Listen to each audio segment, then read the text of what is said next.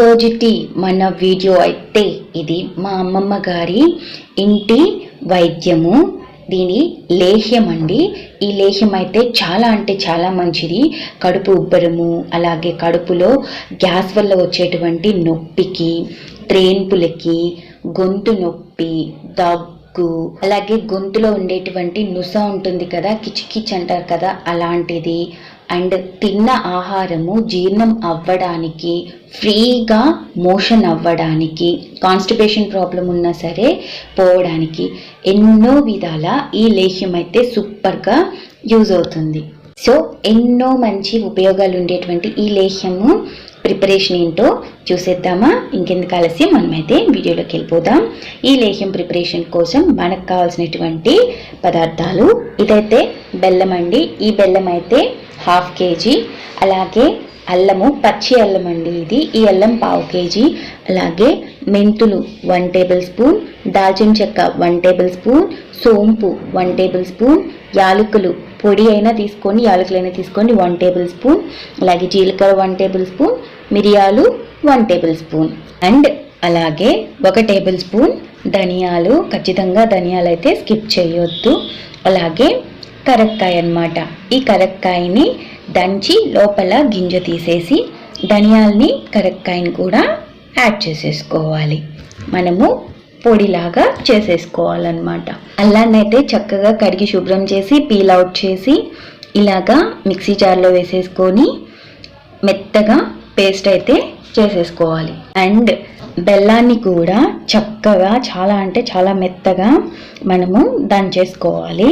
నేను ఇక్కడ చూపిస్తున్నాను కదా, చక్కగా ఇలాగా చాలా అంటే చాలా మెత్తగా, ఎటువంటి గడ్డలు అనేవి లేకుండా చూసుకుని దంచేసేసేయండి మెత్తగా. ఇంకా అల్లం కూడా చాలా అంటే చాలా మెత్తగా పేస్ట్ అయిపోయింది. మనకి అల్లం పేస్ట్ కూడా రెడీ అన్నమాట. బెల్లంని దంచేసాము అండ్ అల్లంని కూడా చాలా మెత్తగా పేస్ట్ చేసేసాము. ఇంకా ఈ 6 ఇంగ్రీడియంట్స్ ఉన్నాయి కదా, ఈ 6 ఇంగ్రీడియంట్స్ని కూడా మనము చాలా మెత్తగా పౌడర్ చేసేసుకోవాలి. అండ్ అలాగే ధనియాలు, కరక్కాయ ఉంది కదా, దాన్ని కూడా పౌడర్ చేసి నేను పెట్టేస్తున్నాను సపరేట్గా.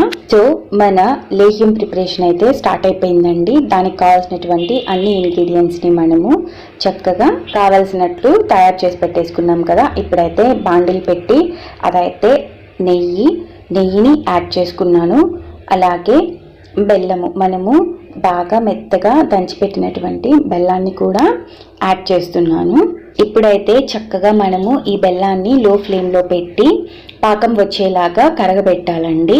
చాలా ఓపిక్గా చేయాల్సి ఉంటుంది ఈ ప్రాసెస్ అయితే. మాత్రము హై ఫ్లేమ్లో పెట్టైనా చేసుకోగలరు అని అనుకున్న వాళ్ళు చేసుకోవచ్చు, బట్ నేనైతే లో ఫ్లేమ్లో పెట్టే ఇదంతా కూడా చేస్తూ ఉన్నారు మా మదరు. ఆఫ్టర్ 5 minutes చూసారు కదా, బెల్లం అయితే కరిగి పాకం స్టేజ్కి వస్తూ ఉంది. ఇది కంప్లీట్గా ఎటువంటి గడ్డలు లేకుండా కరిగిపోవాలి. ఏదైనా డస్ట్ వస్తే మిడిల్లో తీసేసేయండి. నేను మోస్ట్లీ లేకుండానే చూసుకున్నాను, బట్ ఎక్కడైనా వస్తే దానికి మనం ఏం చేయలేం కదా. చూస్తున్నారు కదా, బెల్లం అయితే చక్కగా కరిగిపోతుందండి. ఇంకా కూడా బాగా మెల్ట్ అవ్వాలి. చాలా ఓపిక్గా చేయాల్సి ఉంటుంది ఈ ప్రాసెస్ అంతా కూడా. ఎటువంటి లంప్స్ లేకుండా చాలా బాగా పాకం అంటే మీకు తెలుసు కదా, అలాగా వచ్చేటట్లు ఈ బెల్లం మొత్తం మనము కరగబెట్టుకోవాలన్నమాట. ఈ బెల్లం అయితే చక్కగా కరిగిపోయింది. చూస్తున్నారు కదా, ఇలాగా.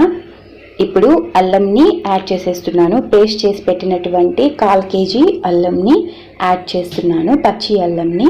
ఈ పచ్చి అల్లాన్ని బాగా ఈ బెల్లంలో మనము బాయిల్ చేయాలి, పచ్చి వాసన పోయేంత వరకు. అండ్ ఆ అల్లంలో ఉండేటువంటి వాటర్ అంతా కూడా డ్రై అయిపోయేంత వరకు మనము దీన్ని చాలా అంటే చాలా నిదానంగా, ఎటువంటి లంప్స్ లేకుండా, బుడగలు అంటారు కదా తెలుగులో, అలాగా ఏమీ లేకుండా మొత్తము కలిసిపోయేలాగా మనము కలయబెట్టుకుంటూనే ఉండాలి, అడుగంటకుండా. నేను ఇక్కడ చూపిస్తున్నాను కదా, నేనైతే ఎక్కడ స్టాప్ చేయడం లేదు. చుట్టుపక్కలంతా కూడా తీసుకుంటూ చక్కగా మనము అడుగంటకుండా ఆల్వేస్ దీనిని కలయబెడుతూనే ఉండాలి ఫ్రెండ్స్. ఇంకా ఈ లేహ్యం యొక్క వివరాలకు వస్తే, ఫస్ట్ ఇంగ్రీడియంట్ బెల్లము 1/2 kg తీసుకున్నాము. నేను మళ్ళీ కూడా మీకు క్వాంటిటీస్ రిమైండ్ చేస్తూ చెప్తున్నాను, ఎక్కడ స్కిప్ అవ్వకుండా అయితే చూడండి, వినండి, ఓకేనా. సో బెల్లము 1/2 kg తీసుకున్నాము. బెల్లం అనేది మనకి కొన్ని వైద్యాల్లో చాలా అంటే చాలా ఇంపార్టెంట్ అన్నమాట. ఇది మనకి నెమ్ము రాకుండా చక్కెరతో కంపేర్ చేసుకుంటే మేలు చేస్తుంది అన్నమాట. అలాగే వేసినటువంటి అల్లం ఏంటి అని అంటే పైత్యానికి, దగ్గుకి, అలాగే లోపల ఉండేటువంటి కఫ సమస్యల్ని నిర్మూలించడానికి ఈ అల్లం అనేది చాలా బాగా యూజ్ అవుతుంది. అలాగే వేసినటువంటి కరక్కాయ కూడా ఏంటి అని అంటే మనకి దగ్గు నుండి ఉపశమనాన్ని కల్పిస్తుంది అన్నమాట.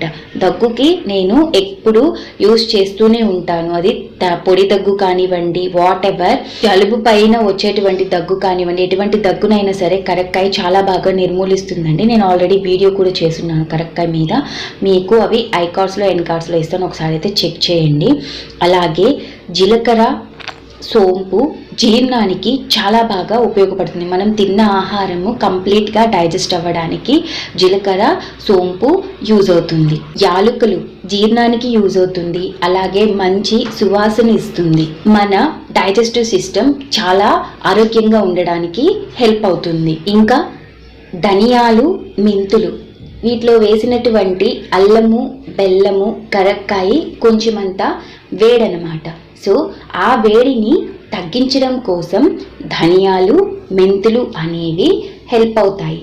అంటే కూల్ చేయడానికి ఇవి ఆపోజిట్ డైరెక్షన్లో వర్క్ చేసి మనకి ఎటువంటి హాని అనేది కలగకుండా వేడి వల్ల ఇవి మనల్ని ప్రొటెక్ట్ చేస్తాయి, మన డైజెస్టివ్ సిస్టమ్ని ప్రొటెక్ట్ చేస్తాయి. దాల్చిన చెక్క మన డైజెస్టివ్ సిస్టమ్ని క్లీన్ చేయడానికి చాలా బాగా హెల్ప్ అవుతుంది. వెయిట్ లాస్ అవ్వడానికి కూడా ఇది హెల్ప్ అవుతుంది.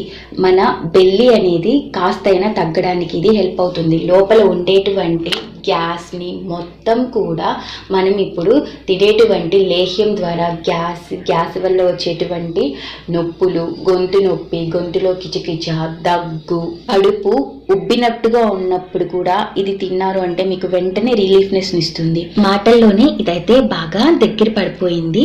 సో ఇప్పుడు నేను ఇందాక మనం పొడి చేసి పెట్టినటువంటి 8 రకాల వస్తువుల యొక్క పొడిని ఇందులో కలిపేస్తున్నాను. ఇది కూడా వేసి మనము బాగా దగ్గర పడే వరకు వేయించుకోవాలి. కరక్కాయని తొక్కు తీసి దంచి ధనియాల్ని అన్నిటిని కూడా నేను ఈ పొడిలోనే మిక్స్ చేసేసి వేసేసానండి. ఆ క్లిప్పింగ్ మిస్ అయినట్లుంది, నేను మిక్సీలో వేసినప్పుడు తీసిన క్లిప్పింగ్. సో మీరు మాత్రం యాడ్ చేసుకోండి. ధనియాల్ని అలాగే కరక్కాయ దంచి గింజ తీసేసి ఆ వాటిని కూడా పైన ఉండేటువంటి వాటిని కూడా వేసేసి బాగా ఫైన్ పౌడర్ చేసేసుకొని ఇలా దగ్గర పడిన తర్వాత యాడ్ చేసేసి చక్కగా ఇంకా బాగా ఉడికి దగ్గర పడేంత వరకు మనము ఇలాగా గరిటెతో కలయబెట్టుకుంటూనే ఉండాలి, అడుగు అనేది అంటకుండా. చూస్తున్నారు కదా, దీంట్లో ఉండేటువంటి పాకం అంతా కూడా ఇమిడిపోయింది. మనం వేసినటువంటి మిశ్రమాలన్నీ కూడా దగ్గర పడిపోయి బాగా ఉడికిపోయాయి. మంచి స్మెల్ అయితే వస్తూ ఉందండి. అరోమా అనేది చాలా బాగుంది. మీరు తయారు చేసేటప్పుడు మీరు ఆ అరోమాని ఎంజాయ్ చేయగలుగుతారు. చాలా బాగా వస్తుంది స్మెల్ అనేది. అల్లము, యాలకులు అన్నీ వేసాం కదా. ఓకే, ఇప్పుడు ఇదైతే మనకి దించేసే టైం వచ్చింది. ప్లేట్లో కాస్తంత నెయ్యి వేసుకొని ఆ ప్లేట్కి రెడీ చేసి పెట్టుకోవాలి. అండ్ ఇది కూడా దగ్గర పడిపోయింది కాబట్టి ఇప్పుడు స్టవ్ ఆఫ్ చేసేసి మనమైతే ఏదైనా తాంబూలం ప్లేట్లోకి కానీ లేదు వైడ్గా పెద్దవిగా ఉండేటువంటి ప్లేట్లోకి అడుగున నెయ్యి పోసి ఇలాగ మనము చల్లారేదానికి స్ప్రెడ్ చేసేసుకున్నాము. నేనైతే నెయ్యి ఎక్కువ పూసేసానంట, మమ్మీ తిడుతున్నారు నన్ను అంత నెయ్యి పూసుకోకూడదు అని అనేసి. బట్ మీరు మాత్రం చాలా లైట్గా నెయ్యి అనేది పోయండి ప్లేట్కి. ఓకేనా ఫ్రెండ్స్? సో ఇదైతే మనం స్టోర్ చేసుకోవడానికి బిఫోర్గా బాగా చల్లారబెట్టుకున్నాము. ఇది వేడిగా ఉండేటప్పుడే స్టోర్ చేయకూడదు. సో అందుకని రూమ్ టెంపరేచర్లో కంప్లీట్గా కూల్ అయ్యేంత వరకు మీరు ఈ లేహ్యాన్ని అయితే చల్లారి పెట్టుకోవాలి. సో చూస్తున్నారు కదా, మనకి ఎంతో మేలు చేసి ఎన్నో రకాల ఆరోగ్య సమస్యల నుంచి మనల్ని బయటపడేసేటువంటి లేహ్యం అయితే రెడీ ఫ్రెండ్స్. ఇదైతే కంప్లీట్గా కూల్ అయిపోయింది. ఇప్పుడు మనము చక్కగా ఏదైనా ఎయిర్ టైట్ కంటైనర్లో గ్లాస్ 1లో అయినా సరే మీరు స్టోర్ చేసుకోండి. లేదు అని అంటే స్టీల్ బాక్స్లోనే స్టోర్ చేసుకోండి. ప్లాస్టిక్ కంటైనర్స్ మాత్రం యూజ్ చేయొద్దు. Air tight container either glass are steel మాత్రమే తీసుకోవాలి. ఈ లేహ్యం యొక్క యూసేజెస్ ఎలాగూ యూజ్ చేయాలి అని అంటే ఎర్లీ మార్నింగ్ 1 టేబుల్ స్పూన్ తీసుకోవాలి ఎంటీ స్టమక్ తోటి.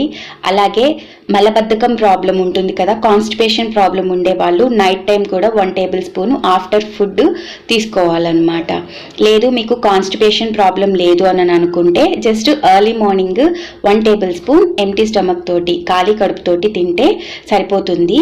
మీకు ఎప్పుడైనా సరే కడుపు ఉబ్బరంగా ఉంది, గ్యాస్ ఫామ్ అయింది, గ్యాస్ వల్ల ఇబ్బంది పడుతున్నాము అనిపించినప్పుడు కూడా ఈ లేహ్యాన్ని 1 టేబుల్ స్పూను తీసుకోవచ్చు. ఈ లేహ్యానికి నో లింగ భేదం అండి, అలాగే no age groups restrictions also.